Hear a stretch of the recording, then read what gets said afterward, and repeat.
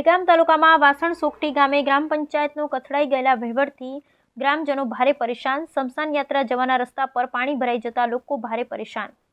ગાંધીનગર જિલ્લાના દહેગામ તાલુકાના વાસણા સોકટી ગામે ગઈકાલે જે બનાવ બન્યો તેના સંદર્ભમાં કેટલાક ગ્રામજનોની ઉગ્ર રજૂઆત થવા પામી છે। અમારા ગામની અંદર સ્મશાન યાત્રા જવા માટે રસ્તામાં પાણી ભરાઈ જતા અને મોટા મોટા ખાડા પડી જતા સ્મશાન યાત્રા નીકળી હતી। 4 થી 5 હજાર પબ્લિક ગઈકાલે ઉપસ્થિત હતી। તેવા સમયે આવા રસ્તાથી ભારે હેરાન પરેશાન થવા પામ્યું હતું। ગામના જાગૃત નાગરિક નામે રોહિતભાઈ ભીખાજી જણાવે છે કે ગ્રામ પંચાયત આગળ છેલ્લા ઘણા સમયથી સ્ટ્રીટ લાઇટનો થાંભલો ફક્ત શોભાના ગાંઠિયા જેવો છે।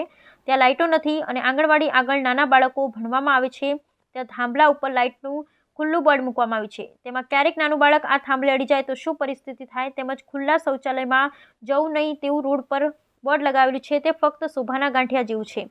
ગામના મહિલાઓ અને પુરુષો જાહેરમાં શૌચાલય કરવા જાય છે કારણ કે આ ગામમાં જાહેર શૌચાલય દેખાતું નથી એવું કેટલા ગ્રામજનો જણાવી રહ્યા છે અને ગામના રસ્તા પર મોટા મોટા ખાડા પડ્યા હોવા છતાં તેનું કોઈ નિરાકરણ આવતું નથી।